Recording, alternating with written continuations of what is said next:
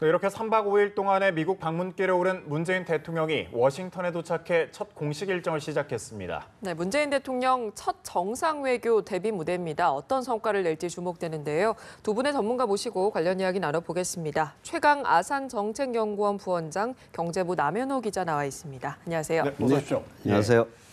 조금 전 기자 연결해서 소식 들은 것처럼 몇 네. 시간 전 문재인 대통령이 미국 워싱턴 공항에 도착해서 장진호 기념비에 헌화를 했습니다. 네. 장진호 기념비에 헌화를 하는 건 어떤 의미라고 볼 수 있을까요?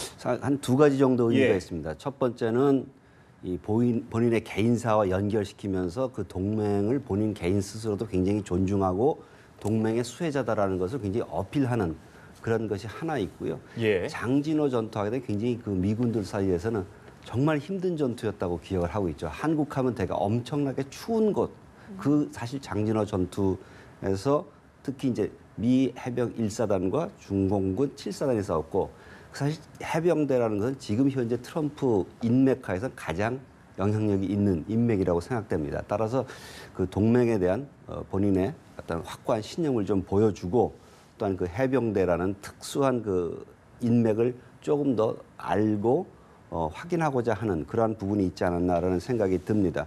하여튼 예. 여하간 이 감사의 표시가 상당히 크죠. 보통 대통령께서 순방 미국 방문을 하게 되면 한국전쟁 기념비에 대개 헌화하는 것이 지금까지 일상적이었는데 예. 이것은 좀 더 개인적인 차원에서 어필하는 부분이 있다고 하겠습니다. 네, 이번에 기내에서 약식 간담회를 가졌는데 여기서 북핵 완전 해결 같은 이런 공동의 목표 이행을 위한 정상 간 신뢰를 다지는 것을 목표로 한다 이렇게 말을 했습니다. 네. 사실 미국 같은 경우는 원비어 사망 이후에 좀 압박 기조를 유지하고 있잖아요. 네. 합의를 좀 이끌어낼 수 있을까요? 저는 합의를 이루어낼 수 있을 거라고 생각합니다. 네. 물론 이제 원비어 사건을 위해서 미국 내 분위기가 상당히 안 좋았고 문재인 정부 출범 이후 과연 문재인 정부의 성향이 어떠한 성향이냐에 대해서 미국 내에 상당히 여러 가지 좀 논란이 있었습니다. 의혹의 눈초리를 보고 있는 것도 있었고요.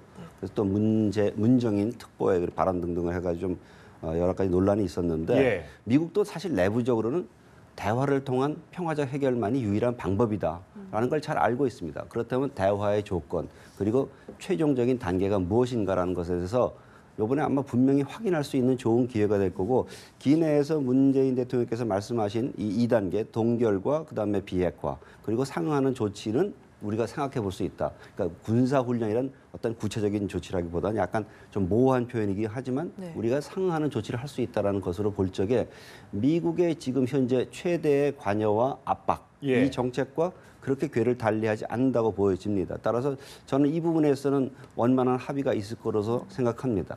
네, 지금 만나서 어떤 얘기를 할지 좀 주목이 되는 상황에서 방위비 분담 문제가 의제로 거론될 수 있을까 이런 얘기도 나오는데 어떻게 보시나요?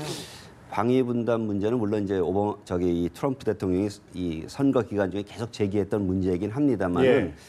전반적인 분위기가 한미 관계의 이 좋은 분위기를 만들어 가고자 하는 것이 엿보이기 때문에 좀 이 껄끄러운 문제는 제기하지 않을 것으로 생각하고 방위 분담 협상은 사실 2018년부터 시작됩니다. 예. 그렇기 때문에 아직 시간 여유가 있는 상황이기 때문에 방위 분담 문제는 이번에 거론하지 않을 것으로 저는 개인적으로 예측합니다. 예.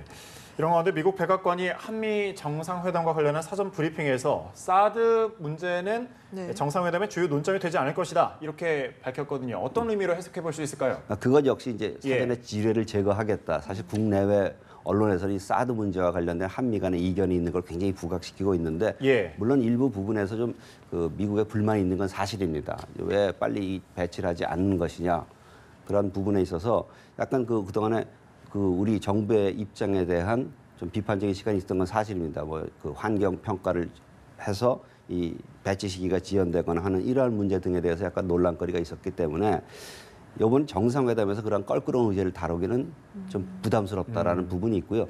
이것을 사실 정상 차원에서 논의하는 것은 좀 부적절합니다. 제가 볼 때 이건 뭐 국방부 장관이나 그 정도 수준에서 아니면 합참 간의 얘기를 통해서 해결하고 이 서로 확실한 로드맵을 가지고 가는 것이 바람직하기 때문에 제가 생각할 때 이제 대통령께서 이번에 아젠다가 두 개다. 한미 예. 동맹을 확실히 확인을 하고 북핵 문제 해결하는 데서 공조를 취하겠다는 것인데 아마 이 한미 동맹의 굳건함을 보여주는 차원에서의 좀 더 모호한 얘기로서 덮고 넘어가지 않을까 그렇게 생각합니다. 예. 네, 물론 껄끄러운 얘기는 좀 지양할 수 있겠지만 트럼프 대통령이 사드 문제보다 한미 간 무역 불균형 문제를 논의할 것이다 이렇게 밝혔거든요.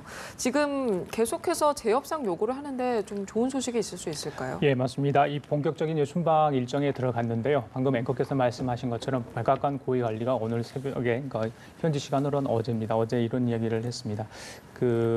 한미 FTA 재협상 문제를 위시한 한국과의 무역 불균형 문제를 집중적으로 제기할 것이다 이런 이야기를 했는데 네. 예, 트럼프 대통령 같은 경우는 무역 문제를 한국과 솔직하게 논의할 필요가 있는 문제로 본다 이런 말을 했습니다. 사실 한미 FTA 기억나실지 모르겠습니다만 2006년부터 협상이 시작돼서 한 5년 9개월간 이렇게 끌어져 왔거든요. 그래서 네. 이제 2012년 정도에 발효가 됐는데 사실 오바마 대통령 전 정부에서는 별 문제가 사실 없었어요. 물론 이제 세세한 부분에 들어가면 약간의 마찰은 있었습니다만 지금 트럼프 행정부 출범 이후만큼 이런 예. 문제는 없었는데 트럼프 행정부 출범 이후에 아시다시피 한미 FTA 재협상 논의가 계속 끊이지 않고 나왔죠. 사실 트럼프 대통령 같은 경우는 그 선거운동 기간에도 한미 FTA를 폄하하는 듯한 재협상 요구를 계속 요구를 했고 제한이다, 뭐 심지어 뭐 일자리를 죽이는 협정이다 이런 얘기까지 하지 않았습니까? 예. 그 취임 이후에도 재협상을 시사하는 듯한 발언은 계속 해왔고요. 그래서 이번 한미 정상회담에서는 어떤 식으로든 한미 FTA 재협상 논의가 있을 것으로 예상이 되는데 그렇다면 과연 문재인 대통령이 이 협상 테이블에서 어떤 얘기를 해줄 수 있을 것인가? 저희들이 해줄 수 있는 카드, 증거물들은 굉장히 많습니다. 그러니까 트럼프 대통령 같은 경우는 대미 무역 적자 문제를 굉장히 많이 이야기를 하고 있거든요. 그런데 실제 대미 흑자 상승세가 이미 작년부터 꺾였습니다. 화면에 지금 나올지 모르겠습니다만 네. 올해는 5월까지 37% 넘게 급감을 했고요. 예. 미국 쪽 요구에 맞춰서 이 세일가스 같은 그러니까 미국 에너지 같은 어떤 자원 수입이 좀 늘면서 사실은 대미 흑자 기조가 많이 꺾인 상황이고요. 또 지적 재산권 등 이 서비스에 강한 이 미국의 특성으로서 이 대비 서비스 수지도 굉장히 이 사상 최대를 기록하는 등 사실은 저희들도 불리한 입장에 있는 건 사실이거든요. 그런데 자꾸 이제 자국에 불리하다 이런 이야기를 계속 하는 상황이어서 이번에 어떤 이야기가 나올지는 좀 지켜봐야 될 것 같습니다. 사실 트럼프 대통령 같은 경우는 사업가 아니겠습니까? 예. 자신의 저서에서 이런 이야기를 했습니다. 거래 자체를 위한 거래를 한다 이런 이야기를 했는데 이게 어떤 의미인지는 저희들이 좀 해석을 해야 될 것 같은데 어찌됐건 이번 협상 테이블에서는 이 문제가 어느 수준에서 어떻게 다뤄질지는 좀 지켜봐야 될 것 같습니다. 예. 트럼프 행정부 출범 이후 보호무역주의를 강화하면서 한국산 제품에 대한 통상적인 압박을 강화하고 있지 않습니까? 이 수입 제한 조치나 반덤핑 조치도 내리고 있는데 우리 기업들이 이것 때문에 좀 많이 힘들어한다고 하더라고요. 예, 맞습니다. 예. 트럼프 행정부 출범 이후 보호무역주의 장벽 굉장히 높아진 게 사실인데요. 그 FTA 협상과 같은 맥락에서 좀 이해를 할 예. 필요가 있습니다. 방금 말했던 백악관 관리도 이런 이야기를 실제 했습니다. 트럼프 대통령이 미국산 자동차 문제 그리고 한국에서 미국 자동차 판매에 여전히 장벽이 존재하고 때로는 한국을 통해 미국으로 들어오는 과도한 양의 중국산 철강 제품이 있다는 사실 등에 솔직 담백하게 얘기할 것이다. 이런 예. 이야기를 했는데요. 사실 이 한국의 강세를 보이고 있는 자동차, 철강 제품 이런 부분들의 또 세탁기 가전 부분에서 계속해서 지금 긴급 수입 제한 조치, 그 세이프가드랄지 이런 것들을 발동을 하고 있는 상황이고요. 예. 일부 품목에 대해서는 지금 조사도 들어가 있는 상황이고요. 특히 철강 같은 경우는 무역 확장법 232조라는 게 있습니다. 이게 뭐냐면요. 국가 안보에 문제가 될 경우 긴급 수입 제한 조치를 취할 수 있다 이런 내용이거든요. 그래서 추가 관세를 부과할 가능성도 없지 않습니다. 그래서 이번 정상회담을 통해서 이 통상 압박 문제가 어느 정도 해소될지 기업들이 정말 관심을 갖고 보는 이런 상황입니다. 예. 네. 이번 정상회담 방미길에 재계를 대표하는 유력 기업인들도 많이 동행을 했잖아요. 통상 의전상 따라가는 경우가 많았지만 이번에는 좀 다르지 않을까 이런 우려 기대도 있고요. 예, 맞습니다.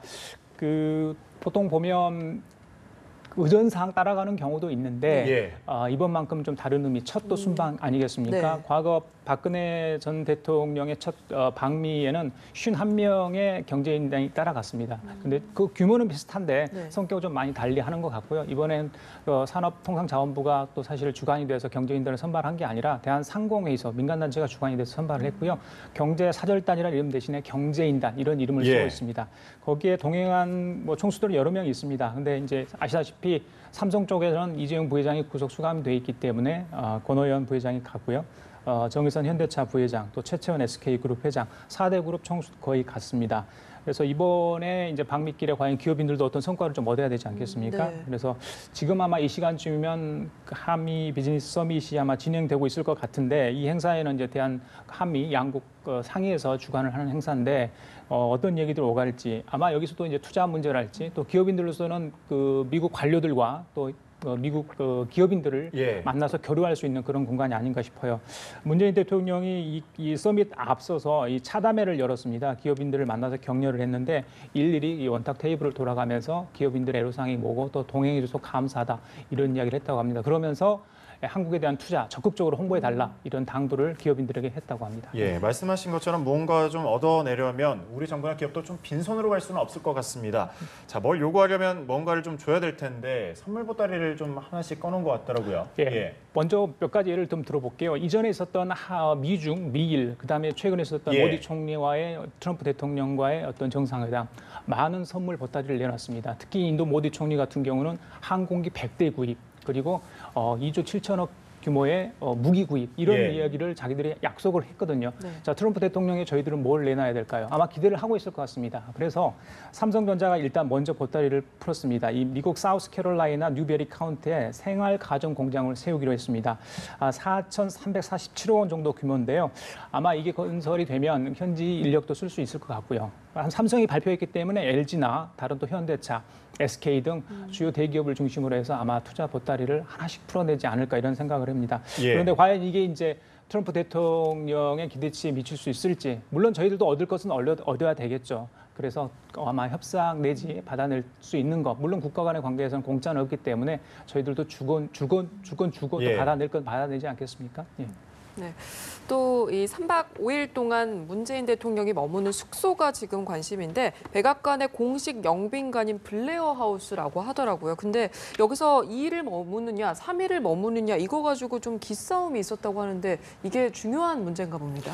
이 기싸움이라기보다는 네. 이 방문의 성격이 뭐냐에 따른 것이죠. 대개 우리가 방문할 경우에 4가지 단계를 봅니다. 국빈 방문, 공식 방문, 공식 실무, 그다음에 비공식 방문 정도 되는데 이거의 성격에 따라서 몇 박을 할 수 있느냐. 대개 3박은 국빈 방문일 경우에 3박을 하죠. 네. 그래서 우리 과거에 같은 경우는 국빈 방문이 아닐 경우는 대개 워싱턴에서 이틀 정도, 블레어하우스에서 이틀 정도 머물고 하루를 대개 뉴욕이나 아니면 뭐 시카고라든가 어떤 그런 쪽에서 하루를 머물고 이렇게 오는 경우였습니다. 그러니까 네. 이번에는 공식 실무 방문이기 때문에 2박만 하자 이렇게 얘기했지만은 이번에는 문재인 대통령은 워싱턴에만 머무르십니다. 그러다 보니까 일정도 빡빡하고 이 한미 간에 좀 논의도 잘 열심히 해야 되기 때문에 좀 예외적인 경우로 이제 3박을 한 거죠. 따라서 보게 되면 이 문재인 대통령의 미국 방문에 대해서 미국도 굉장히 신경을 쓰고 있다는 예. 걸 반증해 줄 수 있는 그런 좋은 징후라고 볼 수 있고요. 아마 그렇기 때문에 우리가 좀 더 그 내용이 가져가는 내용이 굉장히 좋아야 될 거고 아까 말씀하셨던 선물 보따리는 뭘 풀 건가도 굉장히 중요한 것입니다. 저는 일정상으로 볼 때 굉장히 잘 짜져진 각본이다라고 생각이 됩니다. 그러니까 정상회담 있기 전까지 이 장진호 헌화부터 시작돼서 비즈니스맨들과의 그다음에 면담, 상하원 지도자들과의 면담 등등을 해서 사전 정지 작업을 상당히 잘하고 정상회담에 들어간다. 그래서 상당히 잘 짜여진 각본대로 가고 있는데 그 결과는 좀 두고 봐야겠죠. 어떻게 나올지. 그렇군요. 그런가 하면 문재인 대통령, 트럼프 대통령과의 첫 만남은 백악관 만찬장에서 이뤘습니다. 이때 분위기가 정상회담에서의 분위기를 좀 좌지우지할 수 있다. 뭐 이런 전망이 나오면서 상징적인 이벤트가 있을지도 관심이 모아지거든요. 워낙 트럼프 대통령이 예측 불가하기 때문에 어떠한 일이 벌어질지는 모릅니다라고 저는 말씀을 드리고 싶고요. 오히려 만찬장, 공식 만찬장이기 때문에 보통 우리가 생각하고 있는 틀 내에서 이루어질 가능성이 있다. 따라서 돌발 변수가 없어지는 그런 긍정적인 면도 있을 수 있고요. 또 혹시 모릅니다. 뭐 그 만찬장에서 갑자기 우리 어린애가 나와서 뭐 한국말로 노래를 부른다던가 이런 깜짝 쇼가 있을 수도 있고 반대로 또 우리가 영어로 노래를 부른다던가 해서 분위기를 상당히 좋게 할 수 있는 그런 가능성도 있습니다. 또한 두 분의 영부인이 같이 배석을 같이 자리를 하고 있기 때문에 전반적으로 이 분위기를 만들어가는 데서 상당히 긍정적인 그 상황이 되고 있다. 대개 공식 만찬은 정상회담 하고 난 다음에 공식 만찬으로 이어지는 경우가 많았는데 이번에 바로 뒤집어진 거죠. 공식 예. 만찬을 먼저 하고 정상회담을 갈 수 있기 때문에 아마 공식 만담에서는 공식 만찬에서는 좀 상대방을 좀 찔러보는 듯한 그러한 것들이 좀 던져질 수 있습니다. 그래서 뭐 귓속말로 하면서 무슨 얘기가 있을지 좀 더 두고 봐야 됩니다. 뭐 그래서 저는 오히려 이렇게 가는 것이 돌발 변수가 없기 때문에 좀 안심할 수 있다라고 보여지지만 뭐 트럼프 대통령의 행동 우리가 어떻게 예측할 수 있겠습니까? 그러니까요. 네, 그리고- 예측 불가능하죠. 예, 그래서 가장 중요한 것은 정상회담의 결과를 우리가 어떻게 평가하느냐는 것은 바로 직후는 안 됩니다. 사실 며칠 지나고 난 다음에 트럼프 대통령이 트위터에다 뭐라고 써올릴 것인가. 이것이 어떻게 보면 상당히 그 이후에 이 사람이 어떠한 생각을 갖고 문재인 대통령과 일을 할 것인가를 가름할 수 있는 그러한 하나의 그 사실이 될 것 같고요. 전반적으로는 이번에 무난한 정상회담이 될 것 같다. 왜냐하면 문재인 대통령도 가시면서 그렇게 큰 기대를 갖고 간 건 아니거든요. 예. 기대치를 어떤 특별한 성과를 얻기보다는 동맹의 기초를 다지고 북핵 문제의 공조를 확인하겠다라는 쪽으로 가고 있기 때문에 그 정도 수준이라면 이번 정상회담에서는 확인될 수 있을 것 같다라고 저는 좀 기대해 봅니다. 예, 트럼프의 악명 높은 악수에 문재인 대통령이 어떻게 반응할지도 또 주목이 되거든요. 참 걱정입니다. 이게 뭐 여러 가지 사건이 있지 않습니까? 그래서 모디 총리가 취한 것이 포옹으로 예. 먼저 적극적으로 나갔죠. 저희도 그런 말을 했습니다. 악수를 하려고 할 때는 껴안는 것도 방법이다. 근데 뭐 그럴 것 같지는 않다라는 생각이 예. 듭니다. 이번에는 상당히 왜냐하면 한국 내 분위기를 굉장히 신경을 쓰고 있다. 한국 내에서 문재인 대통령의 높은 지지율, 지금 거의 지금 70% 이상대의 지지율을 보고 있을 때 문재인 대통령이 어떤 당혹스러워할 수 있는 그러한 사건은 만들지 않으려고 할 가능성이 높다고 봅니다. 그래서 이번에는 좀 틀에 맞춰진 형식으로 가지 않을까 좀 조심스럽게 그렇게 예측해 봅니다. 예, 네. 알겠습니다. 지금까지 최강 아산정책연구원 부원장 경제부 남현호 기자와 한미 정상회담 이야기 나눠봤습니다. 두 분 고맙습니다. 고맙습니다. 네, 감사합니다.